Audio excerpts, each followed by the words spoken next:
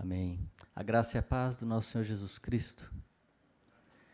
Bom rever os irmãos novamente, nesse ano que já se iniciou, e graças a Deus porque nesse novo ano nós continuamos juntos, né? Nessa caminhada, estamos juntos aqui para adorar e glorificar o nosso Deus. Hoje, por essa manhã, nós vamos falar sobre um pouco de adoração, como nós acabamos de cantar. E a adoração nunca acaba, né? Não é só no momento de expressão de louvor, a adoração continua, porque a nossa vida é sempre uma vida de adoração, para a glória de Deus. Peço aos irmãos que abram suas Bíblias no livro de Êxodo, capítulo 20.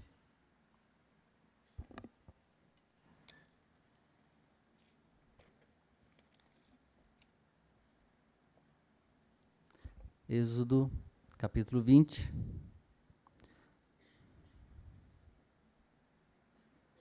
Nós vamos ler verso 4.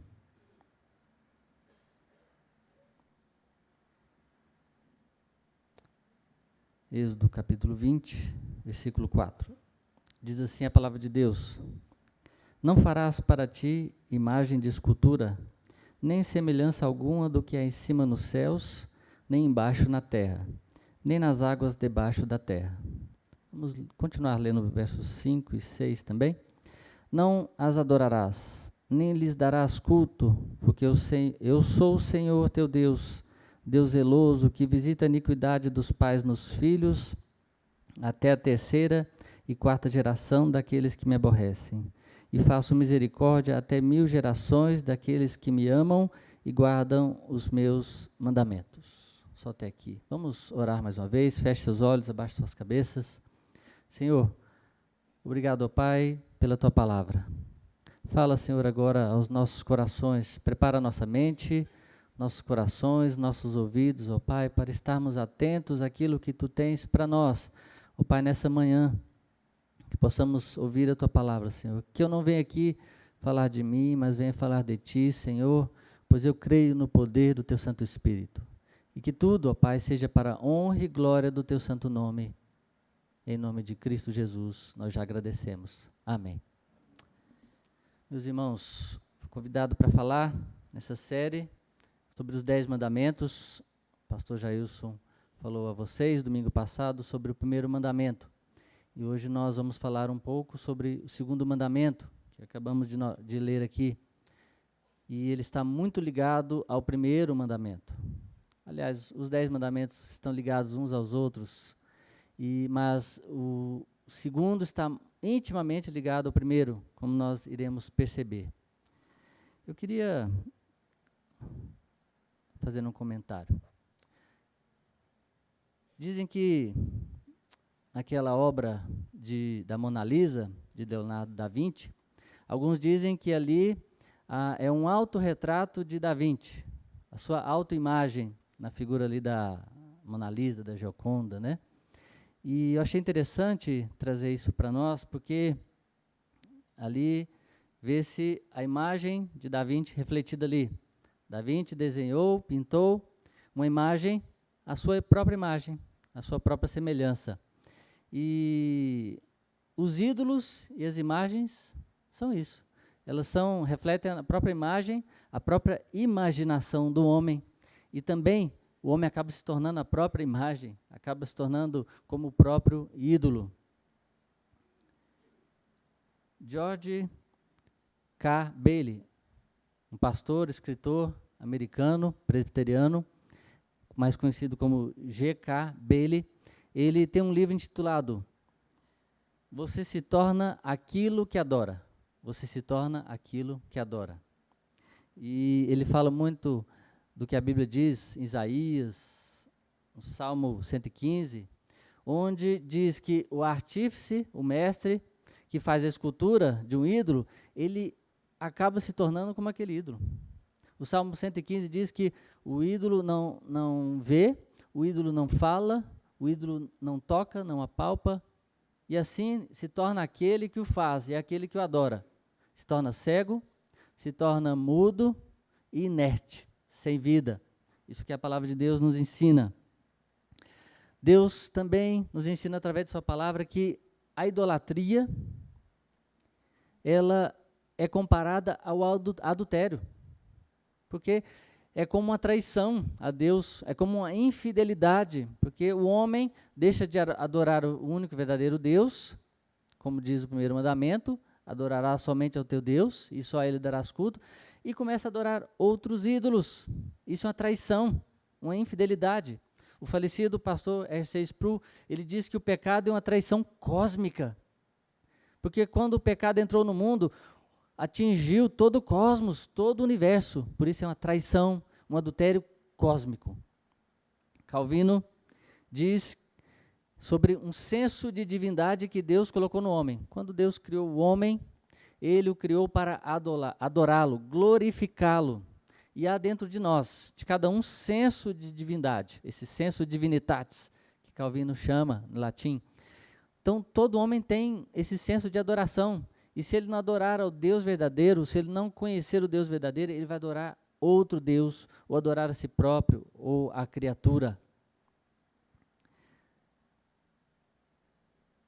Calvino também diz que o homem vivendo à parte de Deus criará uma ideia própria de divindade. O homem vivendo distante de Deus, à parte de Deus, criará uma imagem própria, uma ideia própria da sua própria divindade. A W. Tozer diz: a essência da idolatria está nas ideias indignas que temos a respeito de Deus. A essência da idolatria está nas ideias indignas que temos a respeito de Deus. As ideias distorcidas e contrárias à palavra de Deus em relação ao próprio Deus. Vocês ouviram sobre o primeiro mandamento. E o primeiro mandamento, como eu disse, está muito ligado ao segundo, porque o primeiro mandamento, ele define o objeto de adoração. Qual é? Deus. Deus é objeto de adoração. Os 10 mandamentos mostram que Deus é o quê? Deus santo, um Deus justo, um Deus verdadeiro. E o segundo mandamento, ele mostra o modo de adoração. Aqui, no segundo mandamento, está a forma de adoração a esse objeto de adoração que é Deus. Ele diz: não farás para ti imagem de escultura, nem semelhança alguma do que há em cima nos céus, nem embaixo na terra, nem nas águas debaixo da terra. Deus está dizendo: não farás para ti imagem, nem minha, nem de Deus, nem de qualquer outra divindade que você possa imaginar, ou qualquer imagem de santo, de anjo, o que quer que seja. Não farás para ti imagens de escultura. E nós quebramos esses mandamentos. Nós quebramos os mandamentos de Deus, essa lei de Deus, essa lei do amor que Jesus chama. Nós quebramos esses mandamentos em atitudes práticas, em pensamentos e por palavras. E nós quebramos o segundo mandamento também assim, por práticas ou ações, pensamentos e palavras. Primeiramente, quero falar como nós quebramos esse mandamento através de atitudes práticas, ou passos, ou atitudes na nossa vida. Quando quebramos esse mandamento por ações práticas, isso deriva de uma autonomia e de uma independência. Nada mais é do que o homem querer se tornar independente e autônomo da sua própria vida. Isso são atitudes práticas que o homem toma na sua vida, querendo se tornar independente de Deus e ser o seu próprio Deus, o seu próprio rei. Um exemplo bem claro disso, já está lá no começo da Bíblia com Adão e Eva. O Senhor Deus disse para Adão: pode comer de todos os frutos dessas árvores aqui do jardim, exceto do fruto do conhecimento do bem e do mal, porque no dia que dele comeres, certamente morrerás. E então vem a serpente, enganando Eva e Adão também, consequentemente. E Adão devia estar ali com sua esposa, do lado da sua esposa ali, para ajudá-la, e ele deixa ela sozinha ali. E Eva então seduzida. E a serpente diz: olha, não é bem assim, você pode comer desse fruto e você vai se tornar igual a Deus. E isso brilhou aos olhos de Eva, porque foi direto ao coração dela, de Adão e Eva, ser igual a Deus. Nós podemos ser deuses também. E sermos então independentes e cuidarmos da nossa vida. A autonomia, ao invés de uma teotonomia. Esse é o pecado de Adão e Eva, esse é o nosso pecado. Se nós estivéssemos lá também, nós faríamos a mesma coisa. O homem tem isso no coração e o homem quer viver essa vida independente de Deus. O homem nasce contrário às coisas de Deus. Ele nasce em pecado, em condenação, morto em seus delitos e pecados, e ele está caminhando para longe de Deus, se afastando de Deus. O homem, se permitisse, ele tomaria o lugar de Deus. Essa é a verdade. Nós, você e eu, somos esse homem. Esse é o nosso coração. A idolatria, na verdade, para nós aqui, protestantes, que não temos imagens, nada disso, não temos esse costume, né, de adorar imagens, de nos ajoelhar, graças a Deus, mas também idolatria não é só se ajoelhar diante de uma imagem, de uma escultura, não. Idolatria também é se conduzir e se deixar levar e viver confiante por meio de coisas, tradições, estruturas religiosas, relacionamentos. Não é só quando você se ajoelha debaixo de uma imagem. Não. Às vezes você não tem uma imagem esculpida, mas tem uma imagem aqui, ó, na sua mente, no seu coração. E as suas atitudes revelam o que está no seu coração. Diz a palavra que a nossa boca fala daquilo que está cheio no nosso coração. E onde está o teu tesouro, ali está o teu coração. E aí o que revela na sua vida, o que você faz, como você vive, o que você planeja, o que você pensa para o seu futuro, revela exatamente os seus ídolos.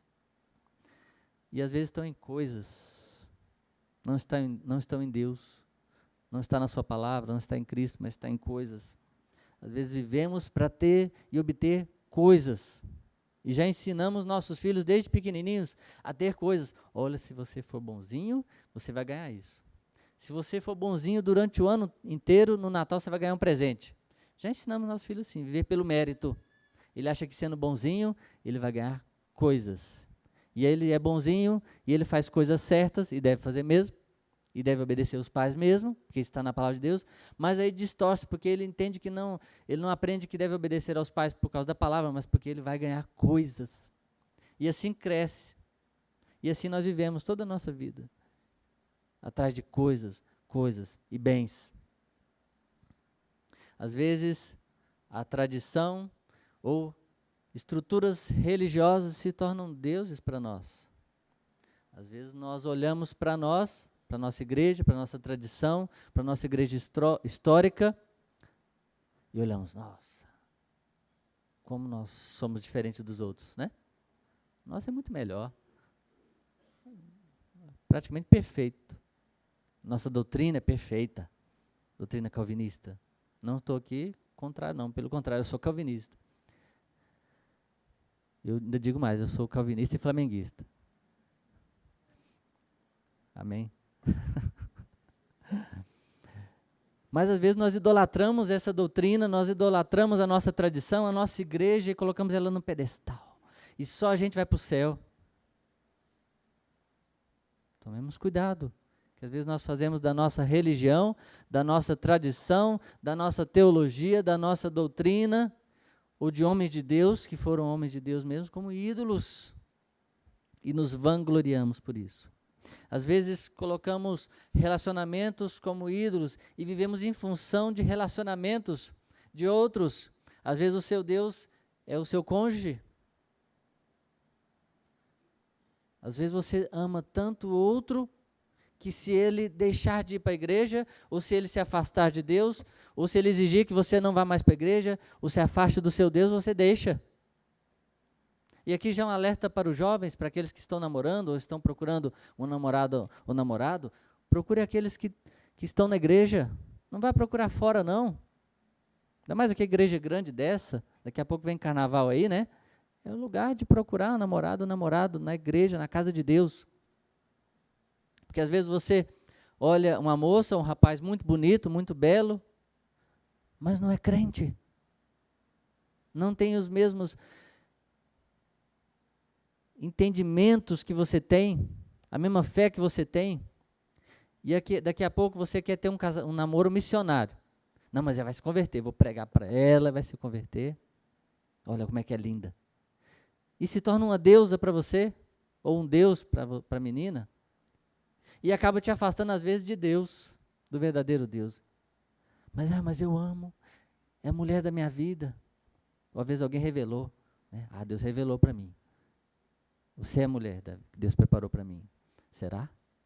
Às vezes vai te afastar de Deus. E aquele relacionamento se torna um ídolo para você e você vive em função daquela pessoa.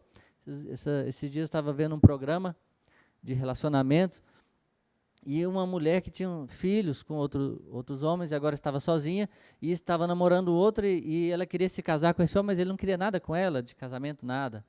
E ela falou, não, mas eu largo até meus filhos por causa de você.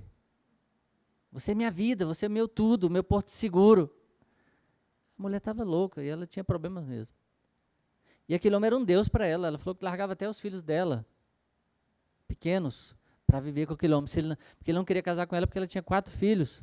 Ela, não, mas eu largo eles. Olha, isso é mãe? Não é. Deve estar muito doente. E às vezes a doença está no coração. Porque o Deus dela é um homem. O Deus dela é um relacionamento.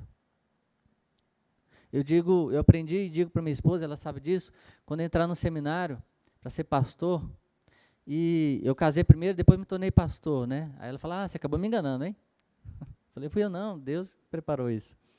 Mas eu aprendi também com outros pastores que o pastorado, igreja, a instituição, a estrutura, o ministério, não está acima do casamento. Se eu tiver que escolher entre a minha esposa, minha família e o ministério, eu escolho a minha esposa e minha família. Mas agora, se eu tivesse que escolher entre a minha esposa, minha família e Deus, falasse, não, ou você abandona essa sua fé, esse Deus, ou me deixa, aí eu abandonaria ela. Aí sim eu escolheria Deus, porque Deus tem que estar no primeiro lugar da minha vida.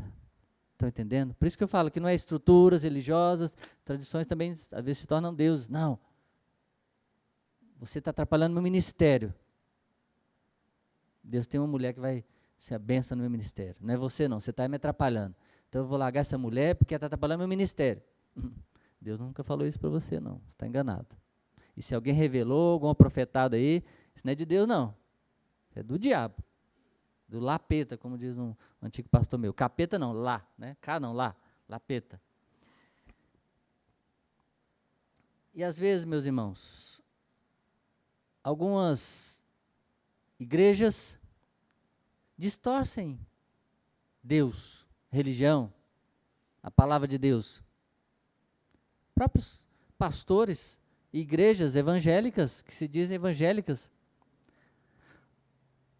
e usam teologias feitas por homens para distorcer a teologia de Deus, a palavra de Deus.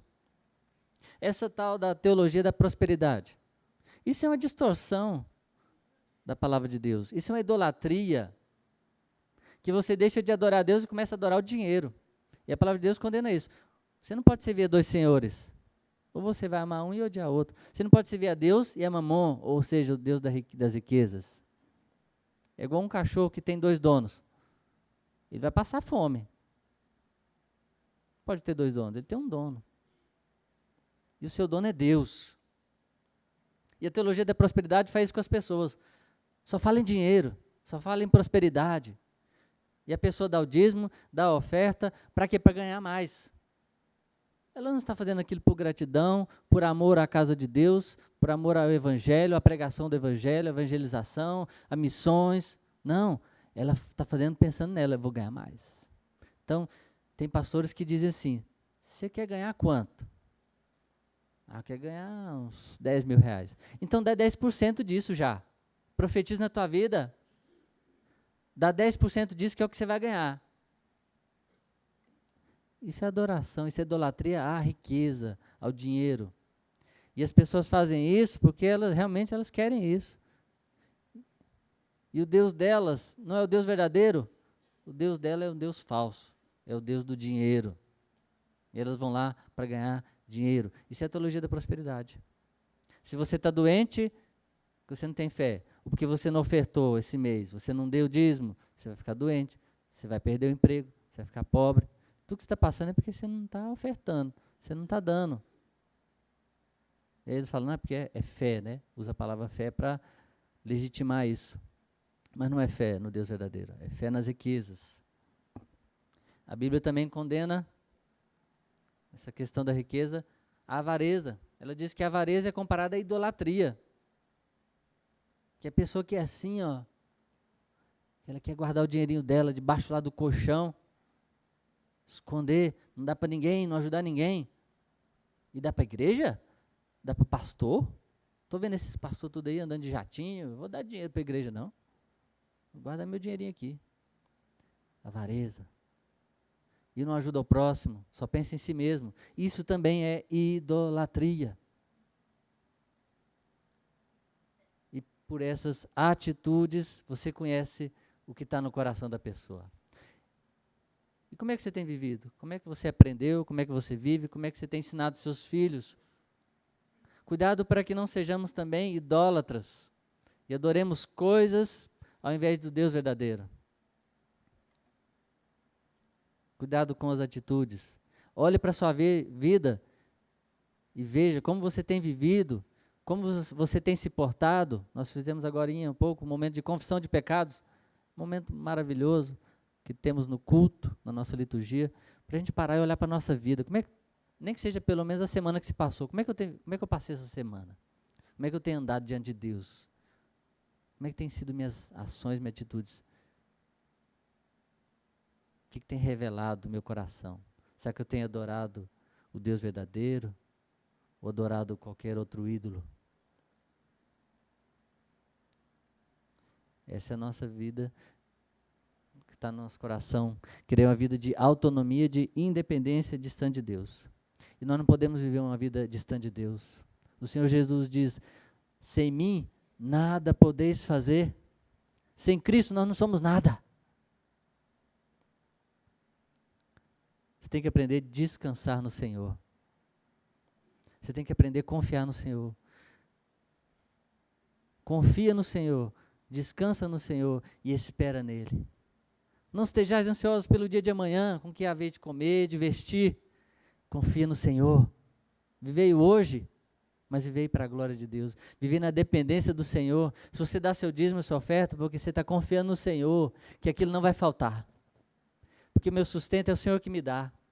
O meu trabalho, o meu salário que o Senhor quem me dá, não é a minha empresa, é Deus. O salário do pastor, as côngoras pastorais, não é a igreja que dá, é Deus. A gente vive na dependência de Deus também. Descanse no Senhor e não nas coisas. Para quê? Para que a sua fé aumente, a sua confiança, a sua esperança e a sua dependência de Deus. Amém? Segunda coisa que nos faz quebrar esse segundo mandamento. Nós o quebramos por meio de pensamentos. Isso deriva de quê? De vanglória ou de glória pessoal? Calvino disse que o coração humano é uma fábrica de ídolos. O nosso coração é uma fábrica de ídolos e essa fábrica nunca para, ela trabalha 24 horas. Ela está sempre produzindo ídolos. E um dos principais ídolos somos nós mesmos. Nós buscamos uma vanglória, uma glória pessoal. Um exemplo disso são os reis. Um exemplo bem claro disso, de um rei, foi Nabucodonosor, rei da Babilônia. Ele se achava um deus. A maioria dos reis e alguns governantes que tem hoje em dia também se acham deus. E Nabucodonosor se achava Deus porque ele era um homem muito poderoso, muitas riquezas. A Babilônia era riquíssima, dominava aquela época a terra ali. E ele se achava Deus, achava que até poderia se chegar lá nos céus. E Deus humilhou aquele homem.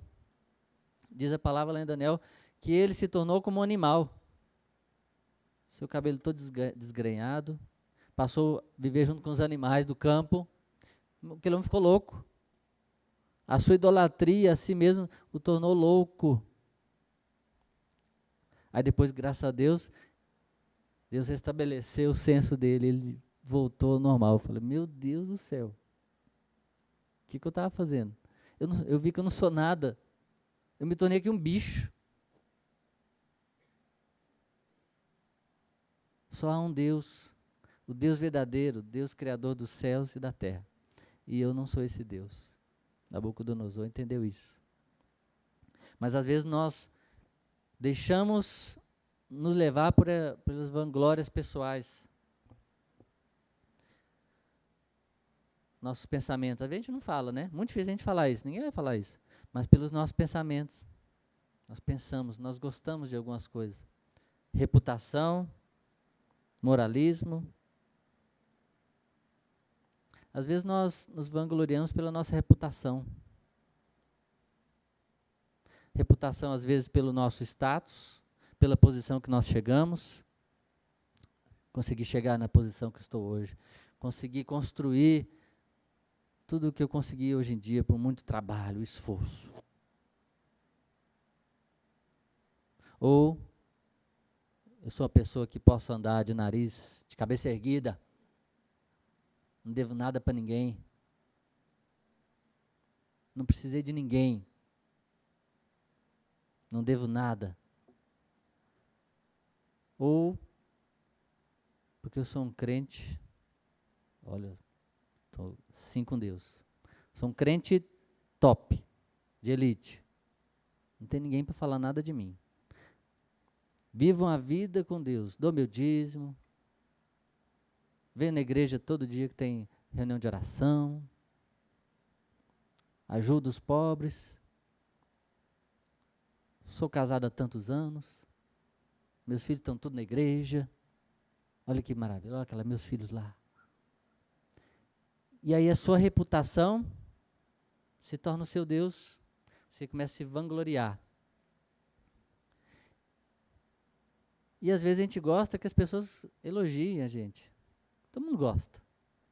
Fala, não, meu irmão, não, que bênção, né? Eu queria ser igual a você, meu irmão. Eu queria ter uma família igual a você. Eu queria que meus filhos fossem igual aos seus. Olha o pastor Jailson, pastor, eu queria ser igual a um pastor, Jailson, os outros pastores que tem aqui. E aí a gente vai se enchendo, né? Pela nossa reputação. A gente gosta de ser elogiado. Ninguém gosta de ser criticado. Ninguém gosta. Ninguém gosta. Pastor não gosta de ser criticado do seu sermão. A coisa que a gente mais aprende no seminário é ser criticado do nosso sermão. E na sabatina do presbitério, então, acabam com a gente. Mas é bom. É ruim, mas é bom. Dói. Porque ninguém gosta de ser criticado. A gente gosta de receber, nossa, que maravilha, né? Pastor, que bênção. Seu sermão foi uma bênção. Né? É bom você falar isso para o seu pastor. É bom. Aí ele tem que tomar cuidado. A gente tem que tomar cuidado do nosso coração, para não trazer essa glória para mim, né? Glória a Deus. Porque eu estou aqui só pela glória de Deus. Pelo poder de Deus, que eu não estaria aqui hoje.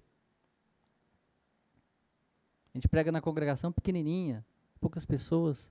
A gente está aqui no meio de tanta gente. A igreja é grande. Né? Então nossa perna começa a tremer. Por quê? Porque a gente fica com medo de ser criticado. Porque a gente está preocupado com os outros vão pensar da gente. Eu não posso estar preocupado com o que os outros vão pensar. Ou não posso querer agradar as pessoas, tenho que querer agradar a Deus. Não posso estar preocupado com a minha reputação. Claro que eu tenho que cuidar, sim, da minha reputação. Cuidar com o que os outros vão pensar, vão ver. Tem que dar bom testemunho. Não para me vangloriar, mas para a glória de Deus. Porque através da minha vida, Deus seja louvado. É isso. Não é errado você querer viver uma vida correta, ética. Não. Mas que isso não torne um Deus na sua vida. Para que você seja adorado. Às vezes nós vivemos, ou às vezes pregamos, moralismo. Os 10 mandamentos aqui levam as pessoas muito para isso. Todo mundo conhece os 10 mandamentos, não é só de pessoas de igreja, não. Só que pensa que os 10 mandamentos são apenas leis morais, que levam a um moralismo. E as nossas pregações não podem levar só a um moralismo, como um fim em si mesmo. Isso também é idolatria. Se a gente tiver só uma vida moralista, para ser uma pessoa moralista, tem que ser sim, mas o fim disso não é um fim em si mesmo, moralismo.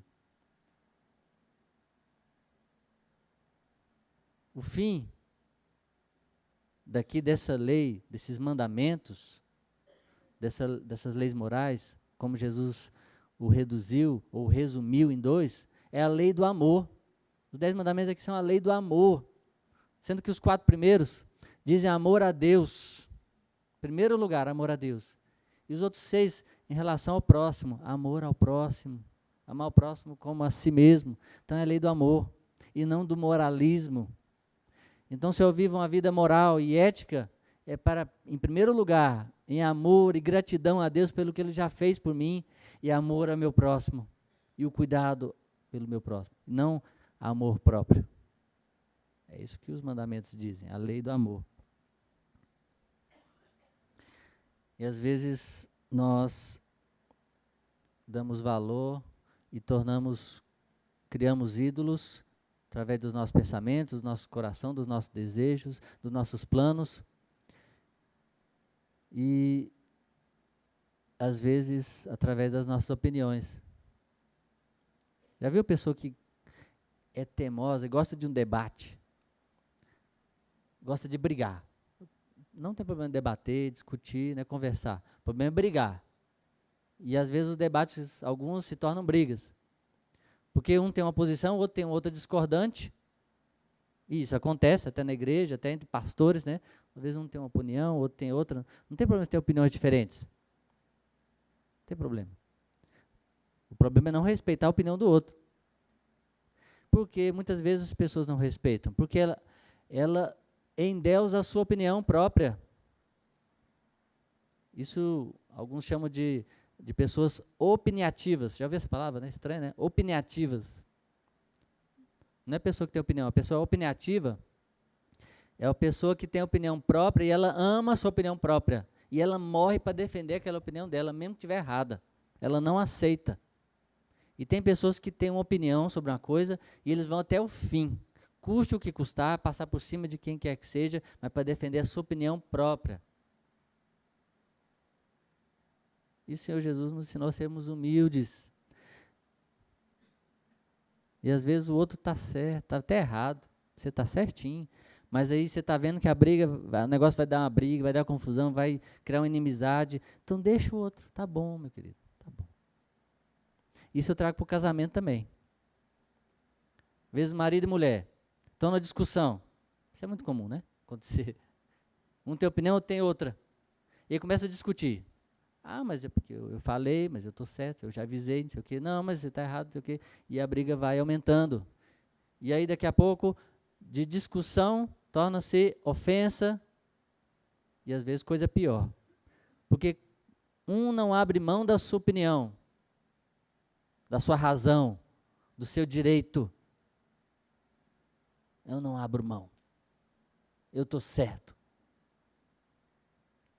E aí prefere perder o outro do que perder a razão, do que perder a discussão. E às vezes, é melhor você sofrer o dano, como diz a palavra.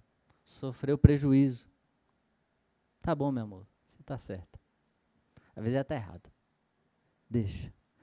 É melhor você ganhá-la, perder na conversa, mas ganhá-la, do que perdê-la.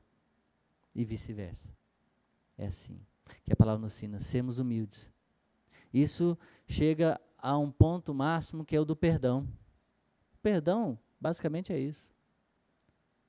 Perdão não é você saber apenas que você está certo e que o outro errou. Às vezes, o outro acha que você errou, o outro está com raiva de você e você não está errado. Mas o outro não quer saber. Mas mesmo assim, você vai lá e vai conversar e pedir perdão. Mas pastor, mas eu estou certo, pastor. Ele que está errado, não sei o que foi que ele está com raiva. Eu não fiz nada. Você pode até não ter feito nada. Mas você, por amor a Deus e por amor àquela pessoa, você chega e fala, olha, se eu fiz alguma coisa, me perdoe, querido. Me perdoe. Você sabe que você está certo. Mas você abre mão da sua razão, do seu direito, sofre o dano e pede perdão. Esse é que é o perdão. Esse é que a palavra de Deus nos ensina. Essa é a lei do amor. Então não deixe que a sua opinião, a sua razão se torne um Deus, que você morra ou mate alguém por causa desse seu Deus. Amém? Não deixemos que a vanglória e a glória pessoal nos contamine, nos domine. A palavra de Deus nos ensina, que nós acabamos de cantar aqui: eu nasci para te adorar, para te servir. Nós somos feitos para a glória de Deus. E tudo que nós fazemos e tudo que nós pensamos deve ser para a glória de Deus. E tudo que nós não fazemos para a glória de Deus se torna pecado. Tudo que nós fazemos para a nossa própria glória, para a nossa vanglória, não faz para a glória de Deus, é pecado. Viva, faça, pense, tudo para a glória do Senhor. Para que a dignidade e honra, glória e louvor seja somente para Deus. Que tudo seja para a glória do Senhor Jesus. Amém? Terceira e última coisa.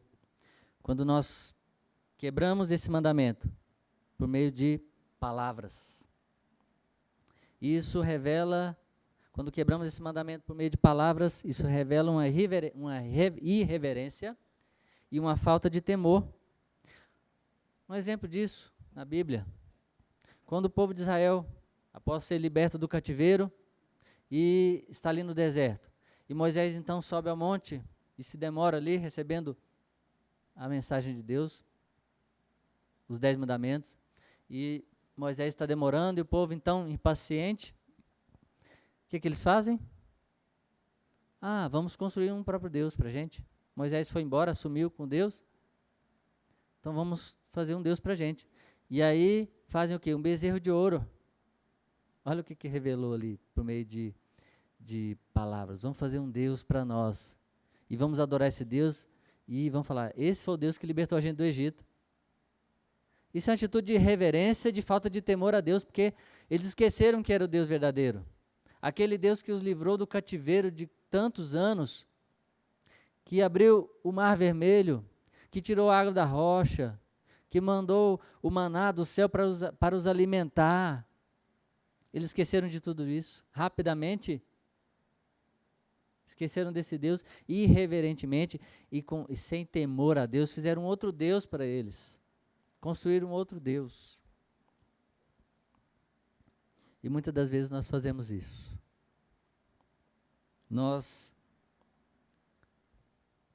Muitas das vezes, não fazemos um bezerro de ouro, né? Mas muitas das vezes nós nos tornamos irreverentes diante de Deus e não tememos a Deus. Tem um livro de J.T. Welch, que o título dele é muito interessante. Ele diz assim: quando as pessoas são grandes e Deus é pequeno. E muitas das vezes nós vivemos assim. As pessoas são grandes e Deus é pequeno para nós. Nós tememos às vezes mais as pessoas do que a Deus. Interessante quando a gente pede a algum irmão que ainda é novo na igreja, né, ou uma pessoa às vezes mais tímida, para orar na frente, a pessoa, não, pastor, né? E a pessoa fica tímida, né? Às vezes até uma pessoa assim, falante, brincalhona, que todo mundo, você chama para orar, ele já fica, Senhor Deus, obrigado. Fica tímida ali. Porque ela, sabe por que às vezes acontece isso? E às vezes a gente tem até medo de falar na frente, às vezes dá esse temor, porque a gente tem medo das pessoas. E nós não estamos aqui para ter medo das pessoas, porque nós não estamos aqui orando para as pessoas, nós estamos orando para Deus. Eu estou pregando aqui, não estou pregando para vocês, não estou fazendo isso aqui para vocês, mas para Deus. E o meu temor principal não é de vocês, meu temor é de Deus. Temor e reverência, temor e tremor e responsabilidade está diante da palavra de Deus. Mas muitas das vezes nós invertemos isso.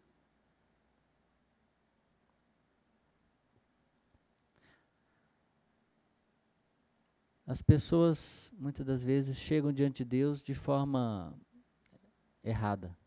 Nós dizemos que adoramos a Deus e invertemos isso. E às vezes a adoração a Deus se torna uma idolatria. Como assim, pastor? Às vezes você acha que está adorando a Deus. E às vezes os pastores e igrejas ensinam as pessoas a adorar a Deus errado. E aí a adoração se torna idolatria. As pessoas aprendem a se achegar a Deus e buscar a Deus em troca de algo. Oram sempre para pedir algo. E aí Deus se torna então o quê? Um gênio da lâmpada. Senhor Deus, eu preciso disso, daquilo outro, me dá isso, Senhor, me dá saúde, me dá um emprego, me dá o dinheiro, me dá isso, me dá aquilo. A nossa oração é essa. Seja feita a minha vontade, assim na terra como no céu. Quase assim. Isso não é adoração a Deus, é idolatria. Deus para você agora não passou a ser um objeto de adoração, passou a ser um objeto de idolatria, porque você chega àquele Deus lá para pedir algo, para ganhar algo, para barganhar com Ele, para você. Você não entendeu ainda o que é adoração. Adoração é muito diferente disso. Nós temos que vir a Deus, claro que nós podemos fazer nossos pedidos, mas nós viemos aqui, nós devemos estar aqui, nós buscamos a Deus na igreja ou em casa, em oração, pelo que Ele é, pelo que Ele fez na sua vida. Como nós cantamos, vocês já devem conhecer, por tudo o que tens feito e por tudo o que ainda vais fazer. Por isso, por esse Deus, pelo que Ele é, pela beleza da sua santidade, nós o adoramos e nós o buscamos por causa disso, por causa da sua majestade, da sua beleza, do seu caráter, por causa de Cristo. Podemos sim pedir, claro, mas esse não deve ser o principal motivo. É só pedir, não. Aprenda a agradecer. Gosto muito de começar as orações agradecendo a Deus. Obrigado, Senhor, por tudo. Aprenda a agradecer a Deus, a ser grato a Deus. Não se torne alguém irreverente diante de Deus. E muitas das vezes nós tornamos irreverente diante de Deus e queremos, como eu acabei de dizer, decretar alguma coisa diante de Deus, declarar. E aí você chega diante de Deus dizendo, eu decreto, ainda para completar, né, para finalizar, em nome de Jesus. Eu decreto em nome de Jesus. Eu declaro em nome de Jesus. Como já escutei um outro pastor dizendo que é como se você colocasse uma faca no peito de Deus e Deus agora é obrigado a fazer aquilo que você está pedindo. Olha que absurdo. Quem é você? Quem somos nós para declarar e exigir algo de Deus? Você não declara nada, você não determina nada. Quem decreta, quem determina tudo na sua vida, desde a eternidade, é Deus. Só Deus tem esse poder. E Ele não deu esse poder para ninguém. Ele não repartiu essa glória com ninguém. Então você não decreta nada, você pede. Você se humilha diante de Deus. Você se coloca, você se prostra. E adoração é diferente da idolatria, porque adoração é se humilhar. É se ajoelhar diante de Deus, do verdadeiro Deus. Isso é adoração. Nós não podemos nos apegar a amuletos. E muitas religiões fazem isso. Colocam amuletos. Deus está colocando aqui, nos ensinando que devemos adorá-lo, sem imagens. Porque lá em João 4, Jesus disse, Deus procura adoradores que o adorem em espírito e em verdade. Nós não temos imagem porque não precisamos. Nós adoramos em espírito diante de Deus, e Deus é espírito. Mas muitos querem mudar isso daí, distorcer, e começam a usar amuletos. O homem gosta de ídolos, o homem gosta de apalpar, de tocar. Como eu falei, às vezes você não vai se ajoelhar diante de uma imagem, mas você às vezes precisa de ter algo concreto, pegar.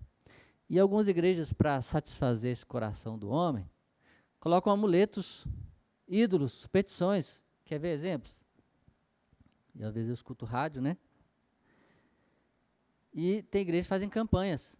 Fala, esta semana é a campanha do manto de Elias. Já ouvi isso. Não vou citar nomes aqui nem nada. Não vou dizer o nome do santo. Manto de Elias. Você que foi contribuinte fiel, venha essa semana buscar o manto de Elias e leva para sua casa. Imagine quantos mantos de Elias não deve ter, né? Para dar um para cada um. E eu já tive a oportunidade de ver um desses, de uma colega de trabalho. Ela mostrou, olha aqui, eu tenho aqui. Desse tamanhozinho. Está lá, manto de Elias. Isso é amuleto. Já vi campanhas que fazem a arca na casa de Obed-Edom, quando ficou lá, né? 3 meses na casa de Obed-Edom, e ele foi abençoado. Aí constrói uma arca pequenininha e vende, né? Aí vende. Para as pessoas levar para casa para ser abençoado. Aí ficar lá na sua casa 3 meses, você vai ser abençoado. Assim como foi Obed-Edom. Isso é idolatria. Deus nos ensinou a adorá-lo por imagens. A arca já não precisa mais, não existe mais. Porque aquilo era símbolo de algo maior. Não precisa mais de um manto. O pastor não precisa pegar o terno aqui e jogar nos irmãos para caírem. Não. Isso era símbolo de algo maior. Tudo apontando para Cristo. Nós não precisamos. Nós adoramos Cristo em espírito e em verdade. Não precisamos nos apegar em amuletos, superstições. Nós cremos no Deus vivo, no Deus que está aqui, nessa hora presente, em espírito conosco. Daqui a pouco teremos a ceia. Nós cremos também que o Senhor Jesus está nesse momento aqui, a sua presença espiritual nesse momento. Ali são símbolos. Nós não adoramos ali também o pão, nem o cálice. Ele não se transforma em nada, não. É apenas símbolo de algo maior. O problema é quando as pessoas pegam esses símbolos e começam a fazê-los ídolos. A nossa confiança não está em coisas. Nossa confiança está no Senhor. As pessoas que fazem isso é porque não conhecem o Deus verdadeiro.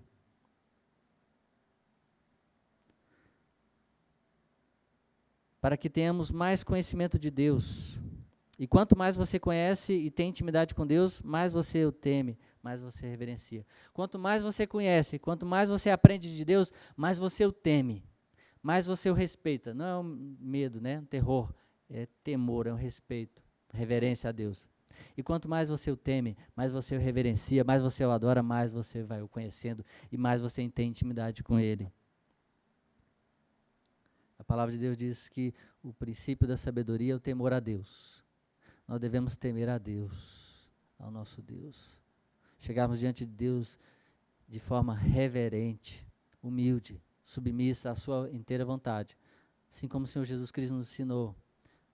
Pai, se possível, passa de mim este cálice, mas que seja feita a tua vontade. E assim nós chegamos diante de Deus, muitas das vezes. Senhor, se possível, passa de mim esse cálice, essa cruz, mas que seja feita a tua vontade. E que em tudo o seu nome seja glorificado. Amém? Então, meus irmãos,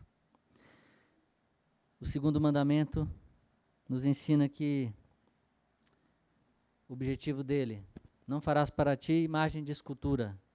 Para quê? Para que pudéssemos ter acesso ao verdadeiro conhecimento.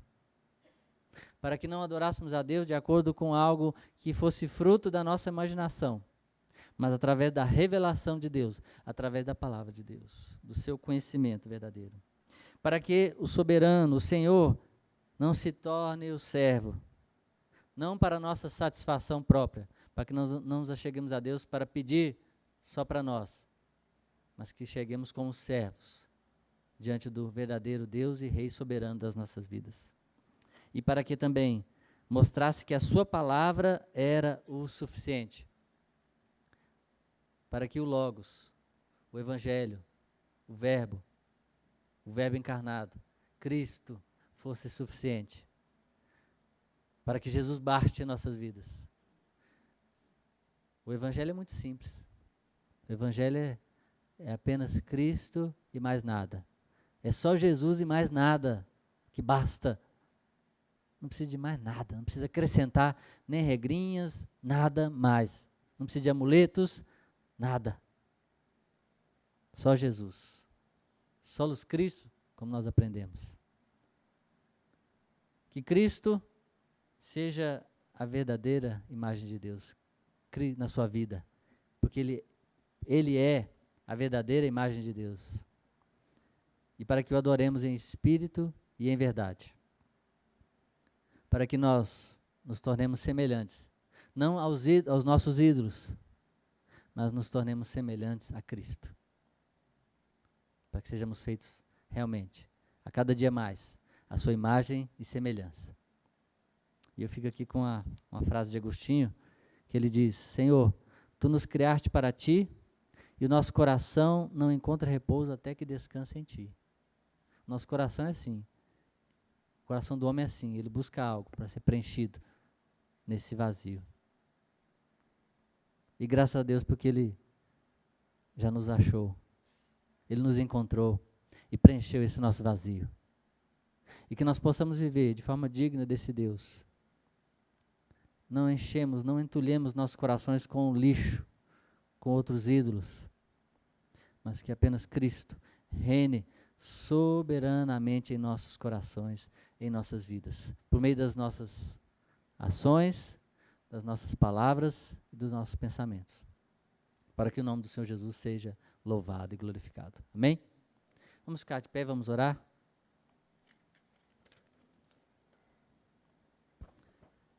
Grandioso Deus, Deus Criador dos céus e da terra, Senhor, nós nos prostramos diante de Ti, Senhor Jesus.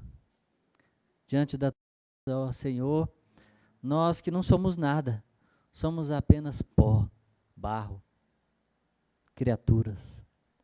Nós nos ajoelhamos, nós o reverenciamos, chegamos diante de Ti com temor e tremor, ó Pai, diante da beleza da Tua santidade, sabendo que nós não somos dignos de estar diante do Senhor, mas o Senhor nos deu o privilégio de nos achegarmos diante de Ti, diante da Tua presença, diante do Santo dos Santos, por meio de Cristo. Por isso que nós não oramos em nosso nome, nós oramos em nome de Cristo Jesus. E é diante dessa grandeza, ó Pai, que nós nos colocamos e nos submetemos à Tua vontade, Senhor. Colocamos diante de Ti todos os nossos problemas, todas as nossas dificuldades, nossos anseios, nossa ansiedade, nós depositamos diante de Ti e pedimos e clamamos, Senhor. Pedimos por nós, pelas nossas esposas, pelos nossos filhos, pelas nossas famílias, pela nossa igreja. Pedimos por tudo, Pai, que precisamos. Mas sabemos que o Senhor já sabe de tudo o que nós precisamos. Mas é que independente da resposta, Senhor, que seja feita a Tua vontade em nossas vidas. Senhor. E que possamos sair daqui um pouquinho mais diferente do que nós somos, mas possamos sair mais parecidos com Cristo, que é a Tua imagem, para que o Teu nome seja honrado, louvado e glorificado por meio das nossas vidas, Senhor. E aqueles, ó Pai, que ainda não Te conhecem, Senhor, que ainda são seus próprios ídolos, seus próprios deuses, ó Pai, toca seus corações nesta manhã, toca nessas vidas, ó Pai, abre seus olhos, abre as suas mentes, Senhor, para que eles venham também se prostrar e cair de joelhos no chão e com a boca no pó, e perceberem que não são nada, e entregarem, Senhor, suas vidas a Ti,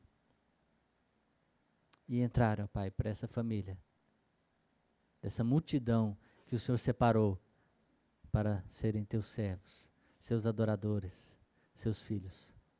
E assim, ó Pai, nós oramos e já agradecemos por tudo, em nome de Cristo Jesus. Amém. Deus abençoe.